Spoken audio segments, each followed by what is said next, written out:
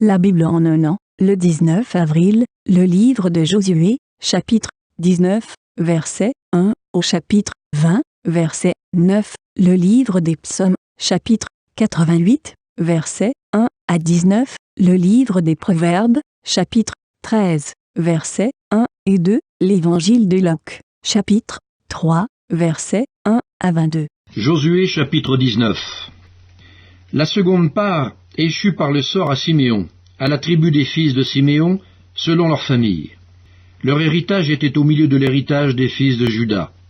Ils eurent dans leur héritage Beer-Sheba, Sheba, Molada, Hatsar-Shual, Bala, Hatsem, El-Tolad, Bétoul, Horma, Tsiklag, Beth-Markabot, Hatsar-Souza, Beth-Lébaot et Charouchen, 13 villes et leurs villages. Haïn, Rimon, Éther et Hachan, 4 villes et leurs villages. Et tous les villages aux environs de ces villes jusqu'à Balad-Ber, qui est Ramat du Midi. Tel fut l'héritage de la tribu des fils de Siméon, selon leur famille. L'héritage des fils de Siméon fut pris sur la portion des fils de Juda. Car la portion des fils de Juda était trop grande pour eux, c'est au milieu de leur héritage que les fils de Siméon reçurent le leur. La troisième part échut par le sort aux fils de Zabulon, selon leur famille. La limite de leur héritage s'étendait jusqu'à Sarid. Elle montait à l'occident vers Marcala et touchait à Dabéchet, puis au torrent qui coule devant Jokneam. De Sarid, elle tournait à l'orient, vers le soleil levant, jusqu'à la frontière de Kishlot-Tabor, continuait à Dabrat et montait à Japhia. De là, elle passait à l'orient par Githa-Épher, par Ita-Kazin, continuait à Rimon et se prolongeait jusqu'à Néa. Elle tournait ensuite du côté du nord, vers Anaton, et aboutissait à la vallée de Jiphtash-El. De plus, Katat, Nahalal, Shimron, Jidéala, Bethléem, 12 villes et leurs villages. Tel fut l'héritage des fils de Zabulon selon leur famille, ces villes-là et leurs villages. La quatrième part échut par le sort à Issachar, aux fils d'Issachar, selon leur famille. Leurs limites passaient par Jisréel, Kesulot, Sunem, Apharaïm, Shion, Anacharat, Rabit, Kishjon, Abetz, Remet, En-Ganim, En-Hada et Bet-Patsetz. Elle touchait à Tabor, à Shashatsima, à Beth-Shemesh et aboutissait au Jourdain. 16 villes et leurs villages. Tel fut l'héritage de la tribu des fils d'Issachar, selon leur famille, ces villes-là et leurs villages. La cinquième part échut par le sort à la tribu des fils d'Azer, selon leur famille. Leurs limites passaient par Elkat, Ali, Béten, Akshaf, Alamelech, Améad et Mishéal. Elle touchait, vers l'occident, au Carmel et au Shishor-Libnat. Puis elle tournait du côté de l'Orient à Beth-Dagon, atteignait Zabulon et la vallée de Jiphtash-El, au nord de Beth-Émek et de Neyel, et se prolongeait vers Kaboul, à gauche, et vers Hébron, Rehob, Ammon et Cana, jusqu'à Sidon-la-Grande. Elle tournait ensuite vers Rama jusqu'à la ville forte de Tyr, et vers Oza, pour aboutir à la mer, par la contrée d'Akzib. De plus, Ouma, Afek et Rehob, 22 villes et leurs villages. Tel fut l'héritage de la tribu des fils d'Azer, selon leur famille, ces villes-là et leurs villages. La sixième part échut par le sort aux fils de Naphtali, selon leur famille. Leurs limites s'étendaient depuis Elef, depuis Alon, par Tsaananim, Adami-Nekeb et Jabneel, jusqu'à Lakoum, et elle aboutissait au Jourdain. Elle tournait vers l'occident à Ajnot-Tabor, et de là continuait à Oukok. Elle touchait à Zabulon du côté du midi, à Azer du côté de l'occident, et à Juda. Le Jourdain était du côté de l'Orient. Les villes fortes étaient Tsidim, Tser, Hamath, Rakat, Kinéret, Adama, Rama, Hatzor, Kedesh, Edrei, En-Hatzor, Jiréon, Migdal-El, Orem, Beth-Anath et Beth-Shemesh, 19 villes et leurs villages. Tel fut l'héritage de la tribu des fils de Naphtali, selon leurs familles, ces villes-là et leurs villages. La 7e part échut par le sort à la tribu des fils de Dan, selon leurs familles.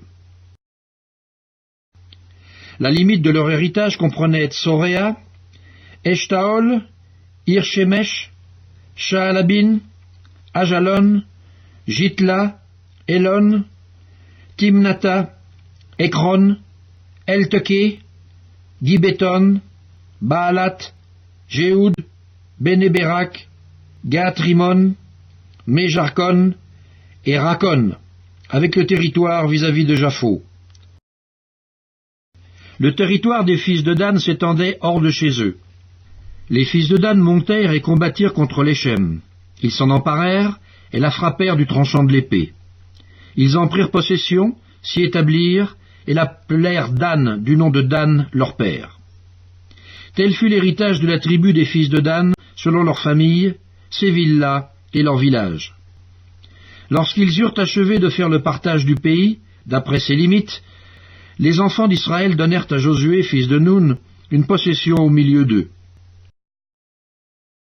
Selon l'ordre de l'Éternel, ils lui donnèrent la ville qu'il demanda, Timnath-Sérach, dans la montagne d'Éphraïm. Il rebâtit la ville, et y fit sa demeure.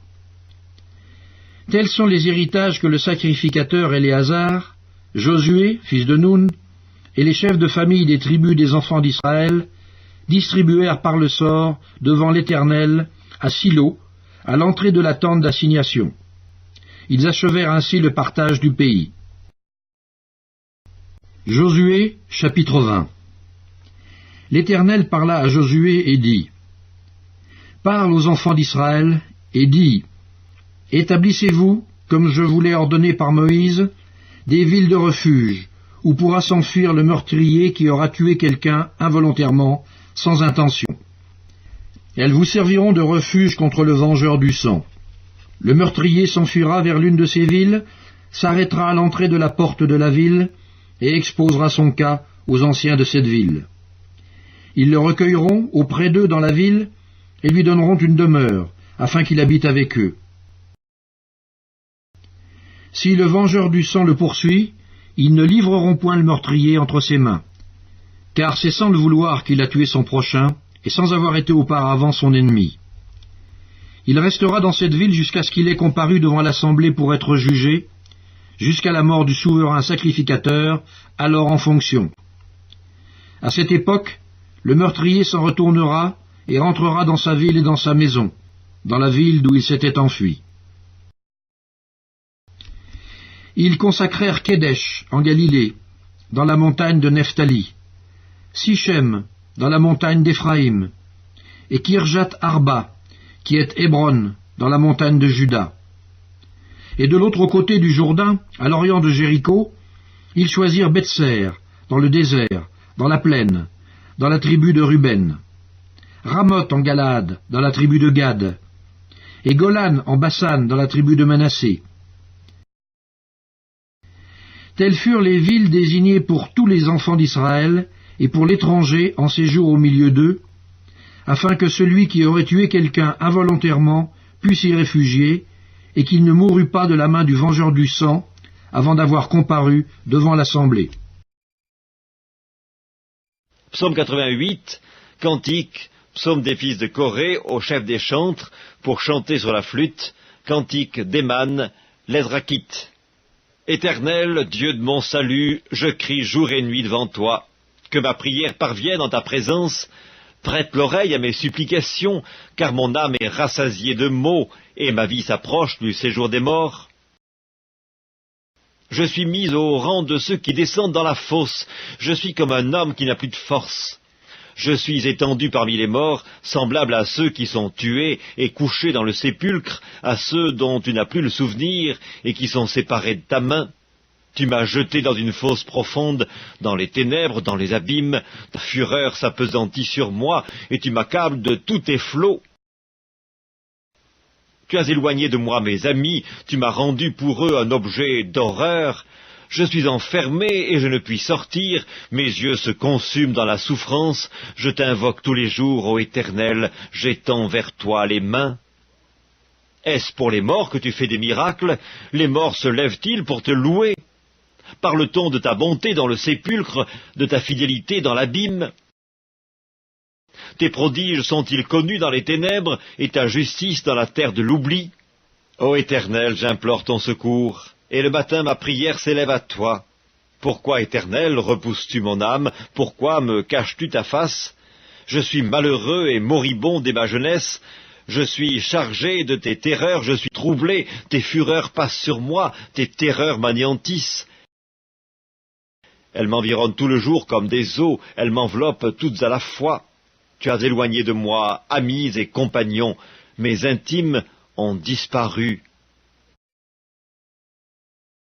Livre des Proverbes, chapitre 13. Un fils sage écoute l'instruction de son père, mais le moqueur n'écoute pas la réprimande. Par le fruit de la bouche, on jouit du bien, mais ce que désirent les perfides, c'est la violence. Luc, chapitre 3. La 15e année du règne de Tibère César, lorsque Ponce Pilate était gouverneur de la Judée, Hérode, tétrarque de la Galilée, son frère Philippe, tétrarque de l'Iturie et du territoire de la Traconite, Lysanias, tétrarque de la Bilène, et du temps des souverains sacrificateurs, Anne et Caïphe, la parole de Dieu fut adressée à Jean, fils de Zacharie, dans le désert. Et il alla dans tout le pays des environs du Jourdain, prêchant le baptême de repentance pour la rémission des péchés, selon ce qui est écrit dans le livre des paroles d'Ésaïe le prophète. C'est la voix de celui qui crie dans le désert. Préparez le chemin du Seigneur, aplanissez ses sentiers. Toute vallée sera comblée, toute montagne et toute colline seront abaissées. Ce qui est tortueux sera redressé, et les chemins raboteux seront aplanis, et toute chair verra le salut de Dieu. Il disait donc à ceux qui venaient en foule pour être baptisés par lui, « Race de vipères, qui vous a appris à fuir la colère à venir? Produisez donc des fruits dignes de la repentance, et ne vous mettez pas à dire en vous-même, « Nous avons Abraham pour père », car je vous déclare que de ces pierres, Dieu peut susciter des enfants à Abraham. Déjà même la cognée est mise à la racine des arbres. Tout arbre donc qui ne produit pas de bons fruits sera coupé et jeté au feu. La foule l'interrogeait, disant, « Que devons-nous faire ?»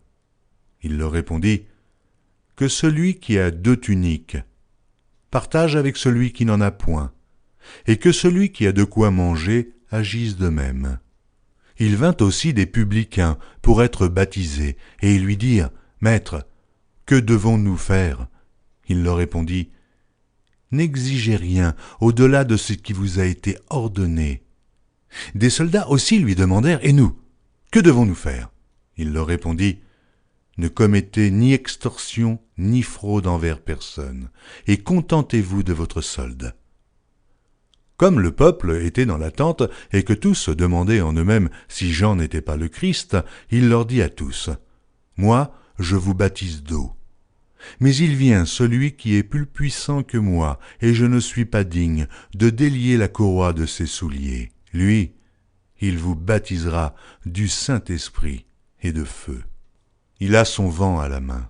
Il nettoiera son aire, et il amassera le blé dans son grenier, mais il brûlera la paille dans un feu qui ne s'éteint point. » C'est ainsi que Jean annonçait la bonne nouvelle au peuple, en lui adressant encore beaucoup d'autres exhortations.